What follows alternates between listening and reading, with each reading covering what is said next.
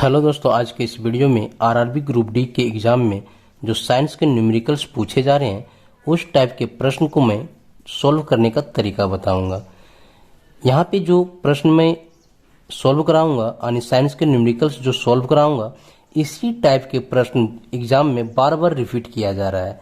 इसीलिए आप वीडियो के अंत तक बने रहें ताकि हर एक टाइप आपको अच्छे से समझ में आए। तो आइए हम लोग शुरू करते हैं। पहला प्रश्न दिया गया है, किसी विद्युत बल्ब के तंतु में से 0.5 एम्पीयर विद्युत धारा 10 मिनट तक प्रवाहित होती है, तो विद्युत परिपथ से प्रवाहित विद्युत आवेश का परिमाण क्या होगा। 0.5 ampere current flow through the filament of an electric bulb for 10 minute, then what will be the magnitude of the electric charge flowing through the electric circuit. क्या है कि यहाँ पे देखिए दिया हुआ है, ये विद्युत धारा दिया हुआ है 0.5 एम्पीयर। कितना दिया हुआ है? विद्युत धारा को हम लोग आई से लिखते हैं। विद्युत धारा को कैसे लिखते हैं? आई से। ये जो दिया हुआ है 0.5 एम्पीयर, विद्युत धारा का एसआई मात्रक एम्पीयर होता है, ठीक है, इसलिए एम्पीयर का हम लोग ए से सूचित करते हैं। दूसरा दिया हुआ समय कितना दिया हुआ है? 10 मिनट। समय कितना दिया हुआ है? 10 मिनट। समय को हम लोग टी से इंडिकेट करते हैं, ठीक है, टी से। ये कितना दिया हुआ है? 10 मिनट दिया हुआ है। ध्यान दीजिएगा, समय मिनट में है, ठीक है। अब हमको पूछा गया है प्रवाहित विद्युत आवेश पूछा गया है। क्या पूछा गया हमसे? आवेश, ठीक है। तो आवेश को हम लोग क्यू से इंडिकेट करते हैं। आवेश को किससे करते हैं? क्यू से। ये हमको पूछा गया है। तो देखिए, हमको क्यू पूछा गया यानी आवेश निकालना है। तो आवेश बराबर होता है यानी विद्युत आवेश बराबर होगा, आवेश बराबर विद्युत धारा, क्या होगा? विद्युत धारा गुना समय। क्या होता है? विद्युत आवेश गुना समय, ठीक है। यानी ये होगा Q बराबर विद्युत धारा को कौन जैसे इंडिकेट करते हैं? आई से, इंटू ये समय कितना है? T। Q बराबर क्या होगा? आई इंटू टी, ठीक है। तो देखिए, Q आवेश निकालना है, I बराबर कितना दिया हुआ है? 0.5 एम्पियर। तो यहाँ पे लिखिए 0.5 एम्पियर गुना समय कितना दिया हुआ है? 10 मिनट। तो ये जो 10 मिनट है ना, इसको हमको सेकेंड में चेंज करना पड़ेगा। तो 10 मिनट को जब सेकेंड में चेंज करेंगे तो इसको क्या करेंगे? 60 से गुना कर देंगे। तो ये कितना हो जाएगा? 600 सेकेंड। कितना हो जाएगा? 600 सेकेंड। सेकेंड में हम चेंज क्यों किए? क्योंकि ये जो आवेश का जो एसआई मात्रक होता है ना, वो एम्पियर सेकेंड होता है, ठीक है। इसीलिए हम लोग क्या करते हैं? इसको सेकेंड में चेंज कर लेते हैं। मिनट को सेकेंड में चेंज कर लेंगे, अगर घंटा भी रहेगा तो भी सेकेंड में चेंज कर लेंगे, ठीक है। तो ये कितना हो गया? 600 सेकेंड। तो यहाँ पे लिख दीजिए 600 सेकेंड। 600 सेकेंड हो गया। इन दोनों को गुना कर दीजिएगा 0.5 एम्पियर और 600 को, तो ये आ जाएगा 300 एम्पियर सेकेंड। एम्पियर छोटा एस होगा, बड़ा एस नहीं लिखिएगा, ये छोटा एस होता है, ठीक है। अब 300 एम्पियर सेकेंड, इसको हम लोग 300 कूलम लिख सकते हैं। 300 कूलम, यही इसका आंसर होगा। ध्यान दीजिएगा, अगर इसका आंसर 300 एम्पियर सेकेंड भी दिया रहेगा तो भी सही है, अगर कूलम दिया रहे तो भी सही है, क्योंकि विद्युत आवेश का एसआई मात्रक कूलम होता है और कूलम जो होता है वह एम्पियर और सेकेंड से मिल के बना होता है। इस बात को ध्यान में रखिएगा। यानी एक जो कूलम होता है ना, ये जो कूलम, ये एम्पियर और सेकेंड के बराबर होता है, ठीक है। एक कूलम जो होता है वो एम्पियर और सेकेंड के बराबर होता है। इसीलिए इस बात को हमेशा ध्यान रखिएगा।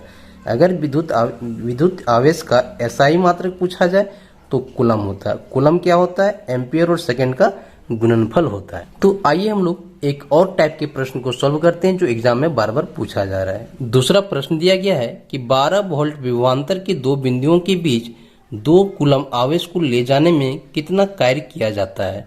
How much work is done in moving A 2 coulomb charge between 2 points of 12 volt potential difference, है ना। क्या दिया हुआ कि 12 वोल्ट का विभवांतर है, तो 12 वोल्ट के विभवांतर के 2 बिंदुओं के बीच अगर 2 कूलम आवेश को हम ले जाते हैं तो कितना कार्य किया जाएगा, ये पूछा गया है। तो यहाँ पे दिया हुआ है कि ये लिख लीजिए, पहले दिया हुआ विभवांतर। क्या दिया हुआ है? विभवांतर। विभवांतर को हम लोग V से इंडिकेट करते हैं, ठीक है। ये दिया हुआ है 12 वोल्ट, विभवांतर को V से लिखते हैं और कितना दिया हुआ है, ये 12 वोल्ट दिया हुआ है। और ये देखिए 6 कूलम है ना, 2 कूलम है, यानी चार्ज दिया हुआ, आवेश दिया हुआ है। तो आवेश को हम लोग, आवेश कितना दिया हुआ है, 2 कूलम, कितना दिया हुआ है, 2 कूलम, ठीक है। यानी Q बराबर कितना दिया हुआ है, 2 कूलम। आवेश को हम लोग Q से इंडिकेट करते हैं, इस बात को ध्यान में रखिएगा। हमको निकालना है क्या, कार्य, यानी विभवांतर 12 वोल्ट है, उसके बीच अगर 2 कूलम आवेश को ले जाएंगे तो कितना कार्य किया जाता है ये निकालना है, यानी हमको W निकालना है, ठीक है। W निकालना है, Q कार्य को हम लोग W से इंडिकेट करते हैं। तो देखिए कार्य बराबर होगा विभवांतर, क्या होगा, विभवांतर गुना आवेश, विभवांतर गुना आवेश, ठीक है। तो देखिए इसको हम लोग W से लिखते हैं, कार्य को W से लिखते हैं, विभवांतर को V से लिखते हैं और गुना आवेश को हम लोग Q से लिखते हैं। तो W बराबर क्या हो जाएगा, V इंटू Q। W बराबर क्या हो जाएगा, V इंटू Q। तो V बराबर कितना दिया हुआ है, 12 वोल्ट दिया हुआ है।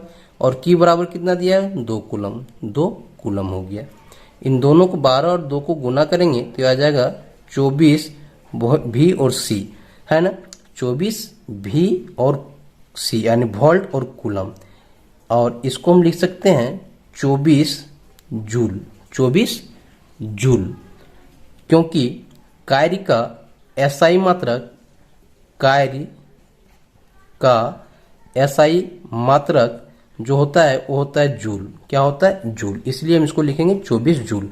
अगर इस टाइप के प्रश्न पूछा जाए और उसका ऑप्शन 24 V इंटू C यानी वोल्ट इंटू कूलम यानी आवेश दिया हुआ हो तो भी मेरा आंसर सही होगा, और अगर जूल भी दिया हो तो भी मेरा आंसर सही होगा। इन दोनों को हमेशा ध्यान रखिए, अगर V इंटू C दिया हुआ है तो वह जूल कहलाएगा, ठीक है। तो मैं उम्मीद करता हूं कि इस टाइप के प्रश्न आपको समझ में आया होगा। आइए हम लोग एक और टाइप के प्रश्न को सीखते हैं। तीसरा प्रश्न दिया गया है, कोई विद्युत बल्ब 200 वोल्ट के जनित से संयोजित है, यदि बल्ब से 0.50 एम्पियर विद्युत धारा प्रवाहित होती है तो बल्ब की शक्ति क्या है। देखिए यहाँ पे दिया हुआ है कि विद्युत बल्ब जो है 220 वोल्ट के जनित से संयोजित है, यदि बल्ब से 0.5 एम्पियर विद्युत धारा प्रवाहित होता है तो शक्ति क्या है ये निकालना है ना। तो यहाँ पे जो दिया हुआ है ना, ये 220 वोल्ट दिया हुआ है, यानी V बराबर 220 वोल्ट दिया हुआ है, ठीक है। वोल्ट विभवांतर वाला कितना दिया हुआ है, 220 वोल्ट। और ये जो दिया हुआ है ये विद्युत धारा दिया हुआ है, विद्युत धारा को कौन से इंडिकेट करते हैं, I से। ये कितना दिया हुआ है, 0.50 एम्पियर, ठीक है। वोल्ट बराबर कितना दिया हुआ है, 220 वोल्ट, और विद्युत धारा बराबर कितना दिया हुआ है, 0.5 एम्पियर। I बराबर विद्युत धारा होता है, इसको मैं पिछले प्रश्न में बता चुका हूँ, ठीक है। तो इस बात को ध्यान में रखिए, I से हम लोग विद्युत धारा को इंडिकेट करते हैं, विभवांतर को V से करते हैं। तो विभवांतर 220 वोल्ट दिया हुआ है और विद्युत धारा 0.50 एम्पियर दिया हुआ है। निकालना है हमको P, क्या निकालना है, P यानी शक्ति निकालना है। ये शक्ति होता है यानी पावर, क्या होता है, पावर, ठीक है। तो P बराबर यानी पावर बराबर P बराबर होगा V इंटू I। P बराबर क्या होगा, V इंटू I, यानी पावर बराबर विभवांतर गुना विद्युत धारा, ठीक है। इसको लिख लीजिए, V बराबर विभवांतर और I बराबर विद्युत धारा, ठीक है। अब देखिए P निकालना है तो P लिखिए, और V बराबर कितना दिया हुआ है, 220 वोल्ट, तो 220 लिख दीजिए, गुना विद्युत धारा कितना दिया, 0.5 एम्पियर, 0.50 एम्पियर। P बराबर कितना हो जाए, 220 और यहाँ 5 है, इसको गुना कीजिएगा तो आएगा 110 क्या आ जाएगा, V into ampere, V into ampere. तो V इंटू एम्पियर अगर शक्ति में पूछा जाए ना तो इसका बराबर होता है 110 वाट, क्या होगा, 110 वाट। इस बात को ध्यान में रखिए, अगर शक्ति पूछा जाए और इसका आंसर V इंटू एम्पियर रहे तो भी सही है, और अगर वाट लिखा हुआ रहे तो भी सही है। इस बात को हमेशा आप ध्यान में रखिएगा, ठीक है। तो इसका आंसर यही होगा, 110 वाट होगा या तो वोल्ट इंटू एम्पियर होगा। आइए हम लोग एक और प्रश्न को बनाते हैं। चौथा प्रश्न दिया गया है कि किसी 4 ओम प्रतिरोध से प्रति सेकंड 100 जूल ऊष्मा उत्पन्न हो रही है, तो प्रतिरोध के सिरों के पर विभवांतर ज्ञात करें। 100 joule of heat is being produced per second by any 4 ohm resistance, then find the potential difference across the resistance. यानी 4 ओम का प्रतिरोध से अगर 100 जूल ऊष्मा उत्पन्न हो रही है प्रति सेकेंड, तो प्रतिरोध के सिरों के बीच विभवांतर क्या होगा ये निकालना है, यानी पोटेंशियल डिफरेंस क्या होगा ये हमको निकालना है। तो क्या करेंगे कि यहाँ पे देखिए ये दिया हुआ क्या, आर बराबर दिया हुआ है। आर बराबर कितना दिया हुआ है, 4 ओम। इसको क्या बोलते हैं, ओम बोलते हैं। आर बराबर प्रतिरोध, आर बराबर प्रतिरोध, ठीक है। ये प्रतिरोध को हम लोग आर से लिखते हैं। और ये 100 जूल क्या दिया हुआ, हीट दिया हुआ है। क्या दिया हुआ है, हीट। हीट को बड़ा एस से लिखते हैं। हीट बराबर कितना दिया हुआ है, 100 जूल, बड़ा जे होता है, ठीक है। ये उष्मा क्या है, उष्मा यानी हीट। हीट को हम लोग एस से लिखते हैं। हमको निकालना है भी बराबर, हमको निकालना है भी बराबर, ठीक है। तो देखिए हमको भी बराबर निकालना है ना, तो क्या होता है, वो भी बराबर आई इंटू आर होता है। भी बराबर आई इंटू आर, यानी विभवांतर बराबर होता है विद्युत धारा गुना रेजिस्टेंस यानी प्रतिरोध, ठीक है। तो विभवांतर यानी विद्युत धारा गुना प्रतिरोध। आई का वैल्यू यहाँ पे नहीं दिया गया, सिर्फ आर का वैल्यू दिया गया है, जबकि हमको आई का भी वैल्यू चाहिए। तो आई तो नहीं पता है, इसलिए पहले हम लोग आई निकाल लेंगे। तो आई बराबर होता है, आई बराबर रूट अंडर हीट बट्टा आर टी, ठीक है। रूट अंडर क्या होगा, हीट बाय आर टी यानी प्रतिरोध गुना समय। तो लिख लेते हैं, कितना दिया हुआ है, हीट कितना है 100 जूल बट्टा आर कितना दिया हुआ है 4, आर कितना दिया हुआ है 4 गुना समय कितना दिया हुआ है प्रति सेकेंड यानी 1 सेकेंड, तो 1 लिख दीजिए, ठीक है। अब यहाँ करेंगे तो आ जाएगा रूट अंडर 100 बट्टा ये होगा 4 को 1 से गुना करेंगे तो 4, इसको काटेंगे तो ये आ जाएगा 25 यानी रूट 25 आ गया। तो ये कितना हो जाएगा 25 का अगर वर्गमूल निकालेंगे तो ये आ जाएगा 5, यही इसका होगा। यानी आई बराबर कितना होगा 5 एम्पियर। आई बराबर कितना निकला 5 एम्पियर। हिट आई बराबर क्या होगा, अगर हिट दिया हुआ रहे तो आई बराबर फॉर्मूला होता है रूट अंडर हिट बट्टा आर गुना समय, ठीक है। यानी ऊष्मा बट्टा प्रतिरोध गुना समय, ठीक है। इसको हिंदी में समझ लीजिए आप, क्या होगा आई बराबर होगा रूट अंडर ऊष्मा बट्टा प्रतिरोध गुना समय, ठीक है। 5 एम्पियर आई निकल गया। अब इस पे बैठा दीजिए, भी बराबर आई इंटू आर। आई बराबर कितना निकला 5 एम्पियर, तो लिख दीजिए 5 एम्पियर गुना आर बराबर कितना दिया हुआ है 4 ओम दिया हुआ है, तो लिख दीजिए 4 ओम, ठीक है। अब दोनों को गुना कर दीजिए, कितना आएगा 5 चक 20, कितना है 5 चक 20 ये ओम है, एम्पियर इंटू ओम, ठीक है। तो इसको हम लोग निकालना क्या है यहाँ पे विभवांतर, तो एम्पियर और इसका जो गुणनफल होगा ये क्या हो जाएगा 20 वोल्ट, ठीक है। जब ऊष्मा में प्रतिरोध दिया हुआ हो, ठीक है, प्रतिरोध और एम्पियर का जब गुना करते हैं यानी विद्युत धारा और प्रतिरोध जब दोनों आपस में गुना होगा तो उसका वोल्ट निकलता है, ठीक है। यही इसका आंसर होगा, क्योंकि विभवांतर का एसआई मात्रक वोल्ट होता है। तो मैं उम्मीद करता हूं कि ये प्रश्न आपको अच्छे से समझ में आया होगा। आइए हम लोग एक और प्रश्न को सॉल्व करते हैं। ध्यान रखिएगा, ये जो प्रश्न है ना ये एग्जाम में बार बार पूछा जा रहा है। ये ओम जो प्रतिरोध वाला है ना ये एग्जाम में बार बार पूछा जा रहा है, इसलिए ओम का मैं 3 प्रश्न बताने वाला हूं, एक जिसमें से एक बताया हूं, 2 और बताऊंगा। उन दोनों प्रश्नों को आप बहुत ही ध्यानपूर्वक देखिएगा ताकि हर एक चीज आपको अच्छा से समझ में आई। तो हम लोग अगले प्रश्न को देखते हैं।